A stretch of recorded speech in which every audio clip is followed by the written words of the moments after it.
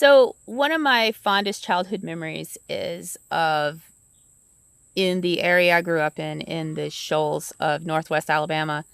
There was this thing called Mayberry Days, and the local celebrities, quote, would like newscasters or meteorologists or like high school football coaches would dress up as characters from the Andy Griffith Show.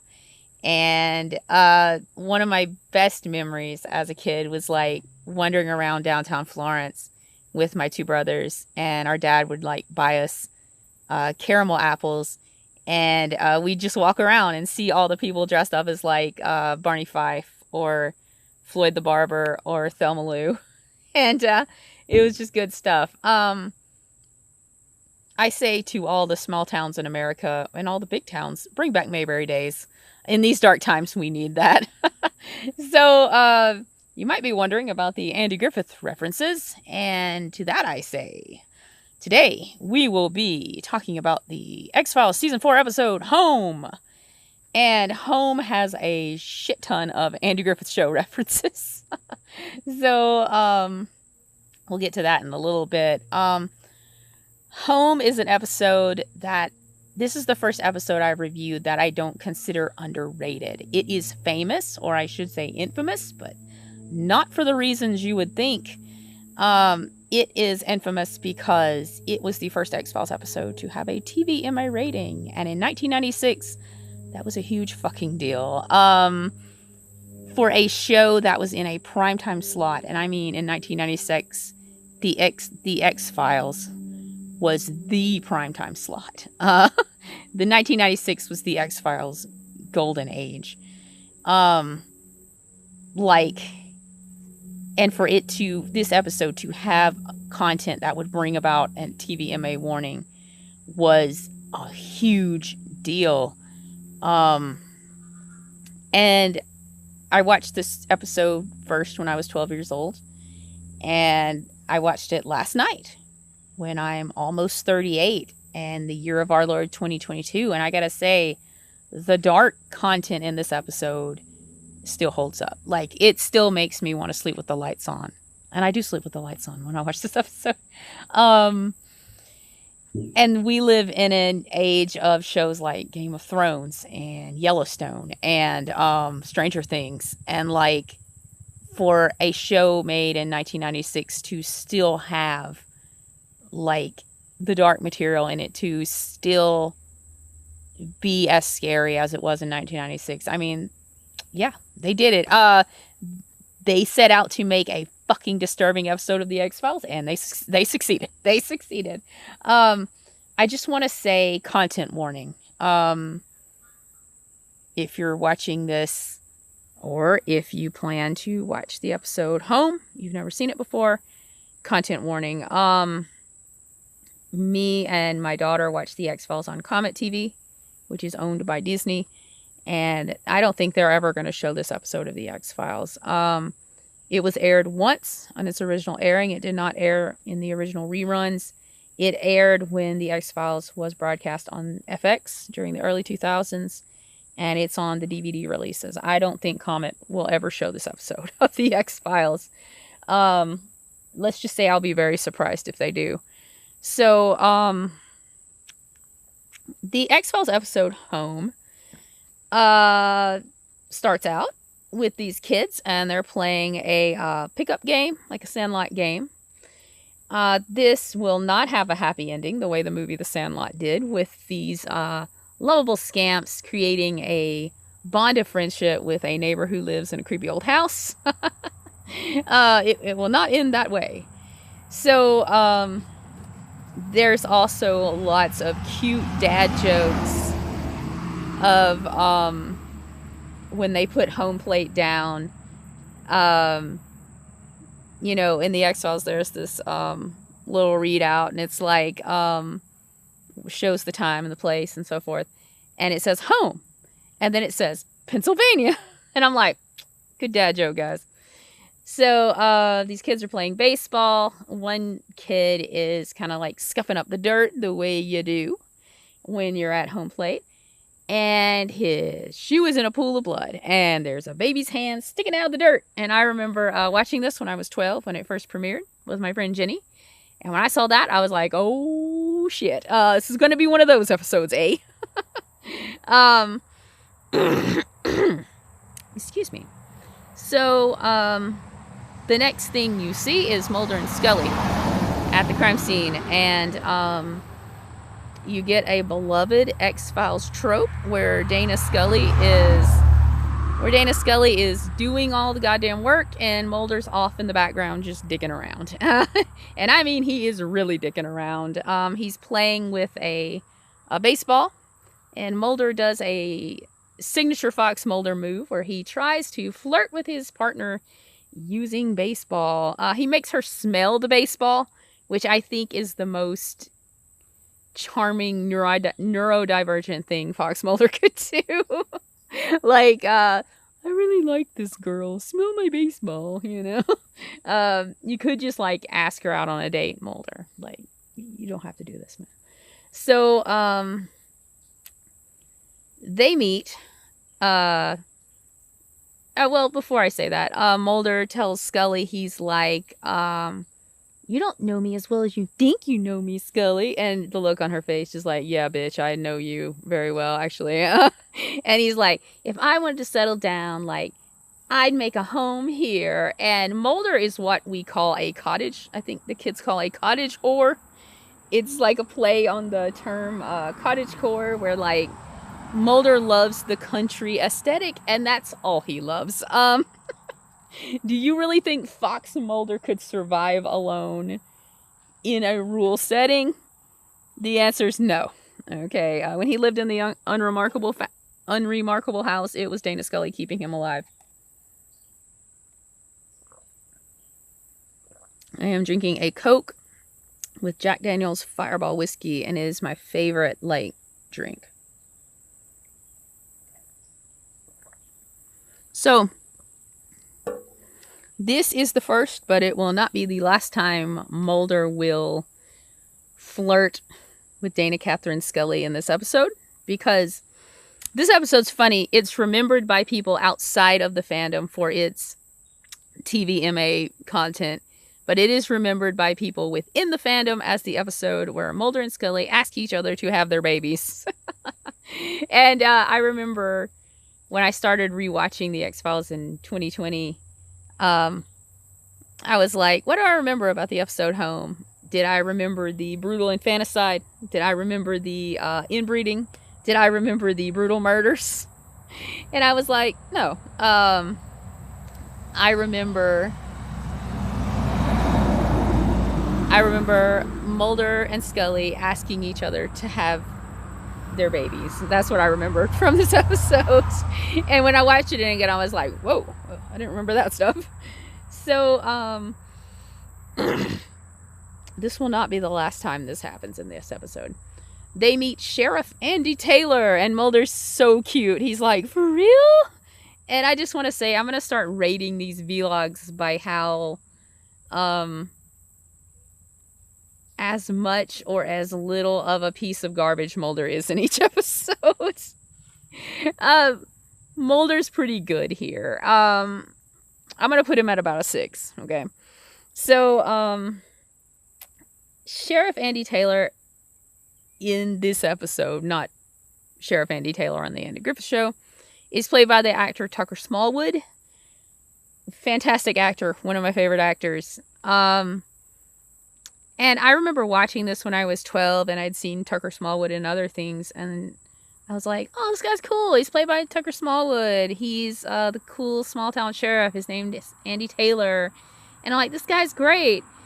And I rewatched it again when I was almost 38, and I was like, this guy fucking sucks. I grew up around small towns. I live around small towns. And one thing that I see is local law enforcement very often will look the other way when they see shitty stuff happening, just to kind of keep this semblance of like a quiet small town. And you see that with Sheriff Taylor in this episode. Like, he could care less about this infant that died in this very brutal manner. Like, he even says it. He's like, I don't want the outside world to come into my home, you know. And he says, like, I know when I saw it in the ground. Like, and again, content warning. There's some very ableistic language in this episode. Okay. We'll get to that in a minute. But he could care less about this kid that died. This baby has a lot of birth defects. They found it buried alive in a field by this spooky old Civil War home.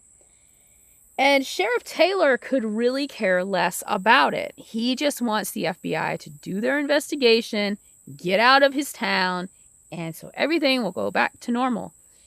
And between the, quote, good guys and the, quote, bad guys in this episode, there is a big parallel, and I'll get to that in a little bit.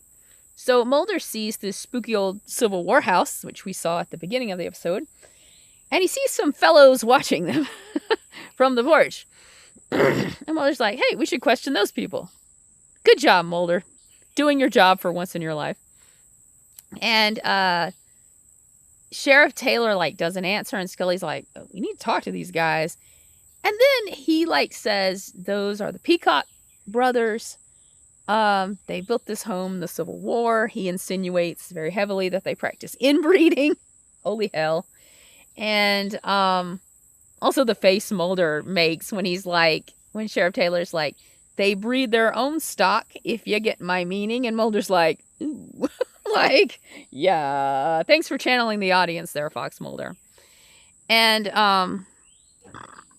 excuse me.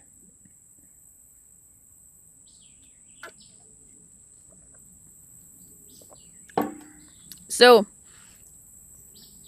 then Sheriff Taylor just launches into this speech about how he doesn't want his home to change. Again, he calls the infant it. And he's like, I don't want this to change. And we'll get to that in just a minute. So Mulder and Scully go to the courthouse, and they get very cozy in this bathroom where Scully's being forced to give an autopsy to this child. And again, content warning. Okay, there's some very disturbing images in this episode of cruelty, especially cruelty to babies. If you have a problem with that, and I wouldn't know who the fuck wouldn't, you might want to, like, think about it, okay, before you watch this episode. It's a lot. I mean, even in the year of our Lord 2022, it's a fucking lot. So, another thing you see, like, running throughout the X-Files is Mulder gets squicked out by things much easier than Scully. And when I was a kid, I thought this was, like, kind of weird. Like, he's investigating these, like, paranormal things. Wouldn't he, like, be used to this? And Scully is not. And that does make sense because she's a pathologist. It's like, this is her whole life, is like looking at these disturbing images of dead bodies. Scully is visibly upset. And it's kind of the thing where, like, Cyclops loses his visor in the X-Men. When you see Scully visibly upset by something, you're like, oh shit, shit's about to go down. Like, you know it's gonna be bad. So, she makes this really horrified face. They uncover it. And on the DVDs of this episode, you get the whole scene of this poor child, you know. In the release of the episode, you just get like a flash of the image, and then the camera immediately cuts away, which I'm happy for. This is one of the episodes I won't let my daughter watch. I just think the content is a little too much, especially for a 7-year-old. I mean, is a lot for a 37-year-old. So, like, Scully's like, this child has so many birth defects, don't even know where to start. Again, she's visibly shaken. And, like, The X-Files has a poor track record of like handling delicate subject matter just terribly. Sexual trauma, reproductive trauma, like they do not handle these things well. But I gotta say, this is one of the episodes where it's handled, a delicate subject is handled better. Like, you feel the gravity of it. Like, Mulder and Scully are messed up by it. Mulder won't even look at the baby. He's just looking away.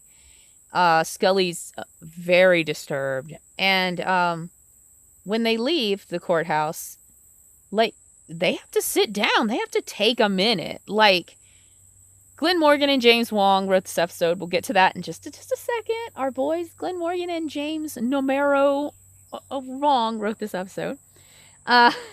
And I gotta say, I gotta hand it to them. Like, they were like, this is a fucked up thing. We gotta let our characters kind of take a minute to think about it and to talk about it. And I'm like, why couldn't the X-Files have been that way? Like, why couldn't the X-Files have been that way when there was like a very delicate subject matter? We need to take the time to just breathe, give it the gravity, the weight, and examine it the way it should be examined. This is one of those rare instances where the show does. So Mulder and Scully sit on the park bench, and this is what is known in the fandom as the park bench scene. If you're new to the X-Files fandom and you hear the phrase the park bench scene, this is what they're talking about. So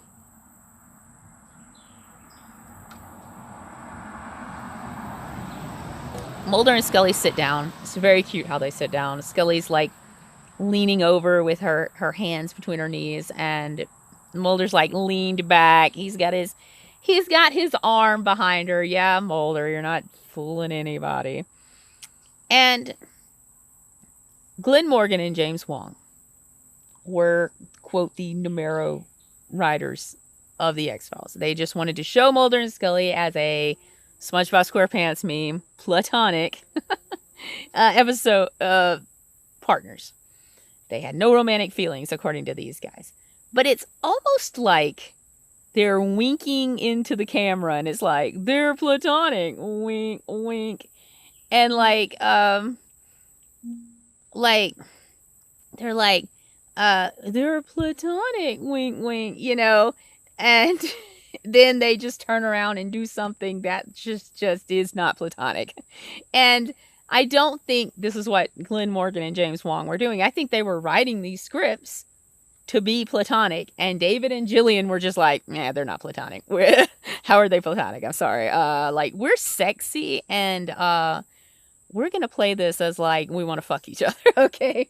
Someone on Twitter said recently, the X-Files is great because you have the two sexiest people on the planet doing very non-sexy things, and Home is the prime example of that. It's like extremely unsexy things, and like David and Jillian, who are the most godlike beings on the planet, are doing them.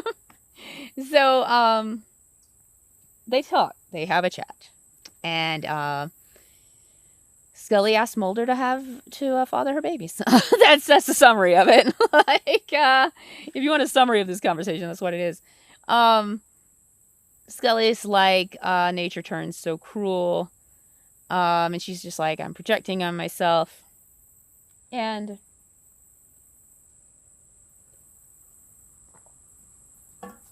I think this episode has the most foreshadowing of any episode of The X-Files.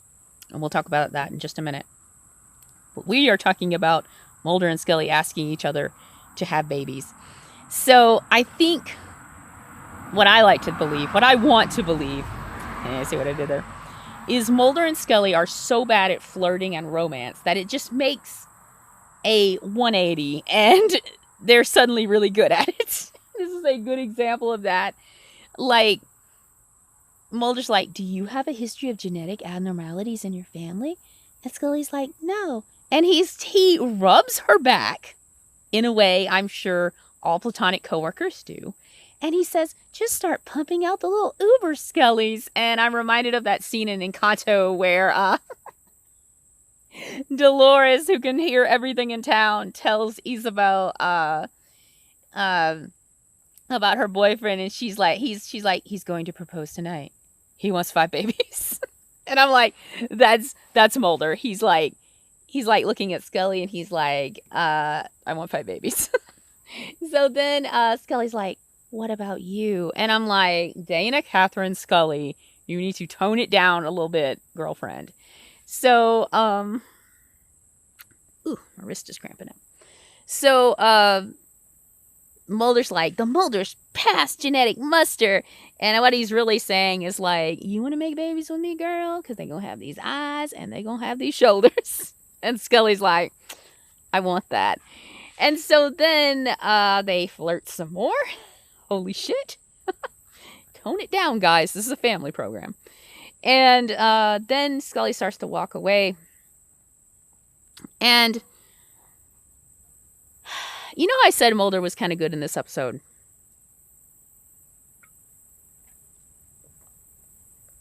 Well, he's also kind of shitty in this episode.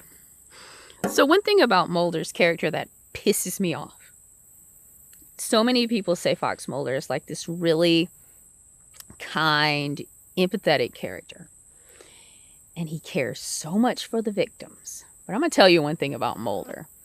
When the victim either does not look exactly like his sister, gross, or it is not helping him investigate the X-Files, Mulder could care less about the victim. Like, you see it in episodes like Excelsius Day and in Irresistible. He's like, does this not have anything to do with supernatural phenomenon? He's like, to hell with it. I don't give a shit. And you see it here. He tells Scully, he's like, sucks to be this kid. Like, guess local law enforcement's going to have to handle it. I could care less. You know, when do we go home? And Scully's the one who cares about the victim. Okay. Scully could care less about paranormal phenomenon. Scully wants to help the victim. And Scully's like, look, Mulder, a woman gave birth to this child. She's like, I think it's against her will. We're going to find this woman. You know, we're going to find the people who did this.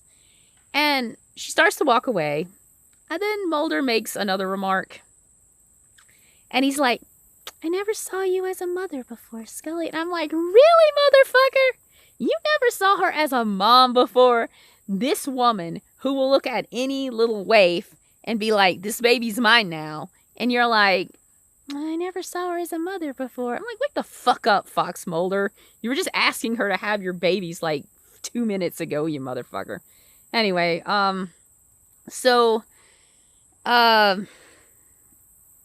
you see,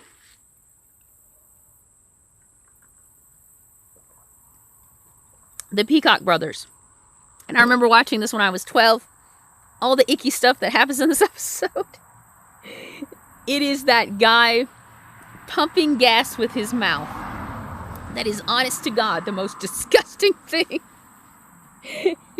And there's another scene that's pretty nasty too. We'll get to that in a second. So, they fill up this nice looking old Cadillac. And the song Wonderful, Wonderful by Johnny Mathis comes on. We'll talk about that in a second. And they drive out to Sheriff Taylor's house. And they beat the shit out of him. And his wife. It's one of the most brutal scenes of murder in the X-Files. Like, this episode does not hold back. I've always said, I really like it when the X-Files leans either into wackiness and campiness and, like, comedy. When there's not a fucking rapist in it. I'm looking at you, small potatoes. And I like it when the X-Files leans into horror. Like with Roadrunners. This is another one. Like, the X-Files is leaning into horror, and I fucking love it. I do want to kind of backtrack. Like, Mulder and Scully search the Peacock house before this, and you see someone hiding under the bed. I'm sure that won't be important later. And then Mulder and Scully come I'm sure they're doing a lot more coming in this episode. Am I right? But anyway, they come to Sheriff Taylor's house. His deputy is named Barney Pastor, not Barney Fife. I love it when Mulder first meets him and he's like, Barney Fife? And he reacts the way everyone reacts to me when they hear my name, Anastasia. And then I react the way Deputy Pastor reacts. And I'm like, no, motherfucker. I'm not that famous person. Like, how the fuck could I be? So, Barney, done with your shit. Pastor is sitting on the steps. He's smoking a cigarette. Very visibly shaken. He's clearly in over his head. Again, I really like the contrast of, like, he's so messed up. He's never seen anything like this. He's a small town law enforcement. And Mulder's like, where are they? Like, this is old hat to him. That's an interesting commentary, too. Again, great acting. Can I believe I'm saying this? Great acting by David. You get one thing, David Duchovny, per episode. That's it, buddy. They go upstairs, and Scully gets the lab results back on the infant. And she's like, the lab messed up these results. And she's like, this says, that the kid is the product of severe incest. And Mulder throws out this theory, and he's like, what if the kid had more than one father? Scully is like, motherfucker, what you talking about? Again, she looks directly at Mulder's crotch when she says, only one sperm can penetrate an ovum. I'm like, yes, Scully, we get it. You want to make babies with the big dumb man. We get it. You want to make babies with the big dumb alien boy. Okay, we get it. So, oh, hello. Hey, how you doing? Hello. So,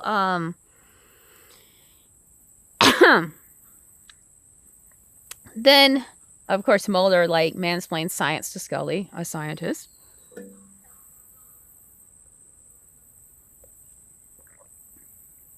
And Scully asks Mulder, like, why would the peacocks target Sheriff Taylor and his wife? Like, they didn't know they were any threat to them. Again, Scully solving the whole goddamn case halfway through the episode. There you go. So, by sheer intuition, the woman's is a fucking force of nature. So, they go out to the peacock property with Deputy Pastor, and they get in with the peacock's pigs. Scully makes a very cute Babe reference. She says, Nah-ram-ewe, Nah-ram-ewe, try to get the pigs moved. Scully, that's what Babe used to get the sheep to move. Pay attention, girlfriend. She says her nephew's watching Babe like 15 times a day. Pay attention, Scully. So, that really pisses me off. You can tell the writers did not watch Babe. So, people make fun of that scene a lot, and they're like, oh, she references this obscure movie. Look, children, you don't know how popular Babe was back in 1996. Also, the woman, Kavanaugh, who voices, Babe.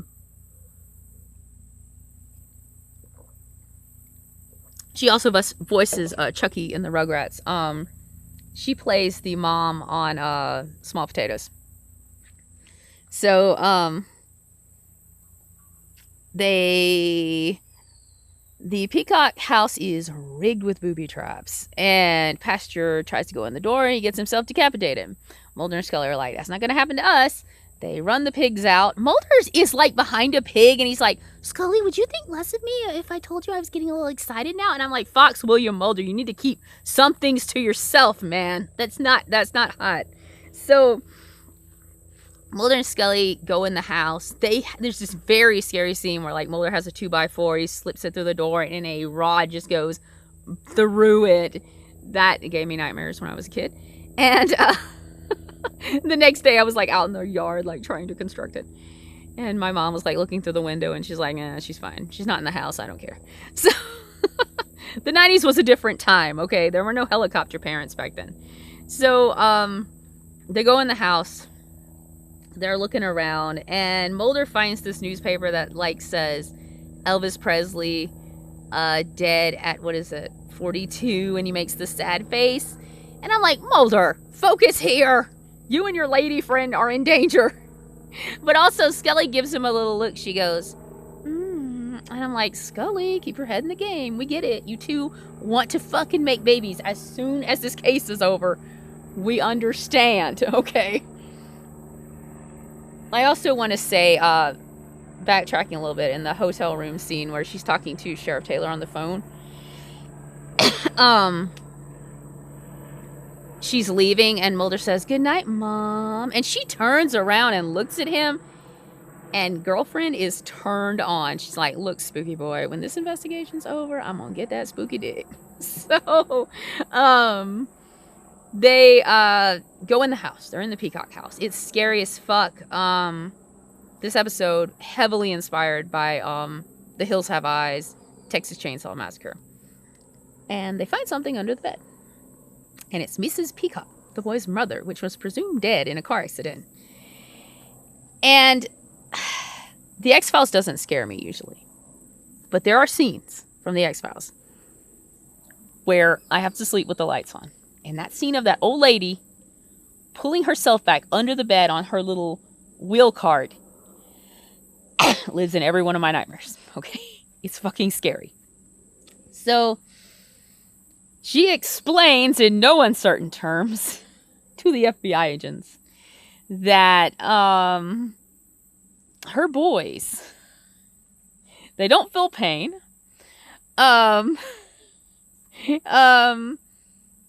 They also have to feed her like a mama bird feeds a baby bird, and that's all I'm going to say, because that's another scene that gives me nightmares. You just watch the episode, you'll understand. So, content warning, also puking.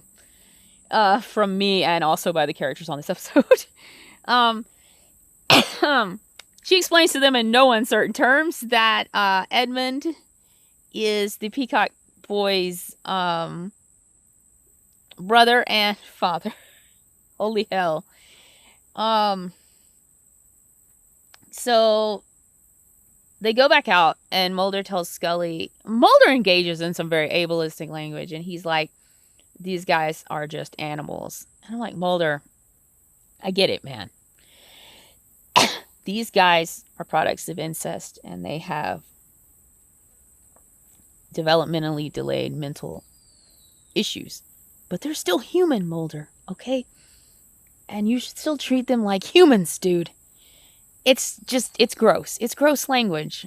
So he tells Scully, he's like, go back in there, tell her, if she wants to save her boys, she's got to, help us. There's a lot of foreshadowing in this episode of things to come. And especially things to come as far as Scully goes. She talks to Mrs. Peacock. And Mrs. Peacock tells her, I can tell you don't have any children. Again, gross. I get those misogynistic vibes of a woman, what is her worth if she can't have children? That's nasty. Second, the camera pans to Scully's face. And Mrs. Peacock says, you'll never know the pride or the love of when a boy will do anything for his mother. And later on, Scully's going to have a son. And that son's going to grow up. And he's going to be a pretty bad person. But Scully is still going to love him.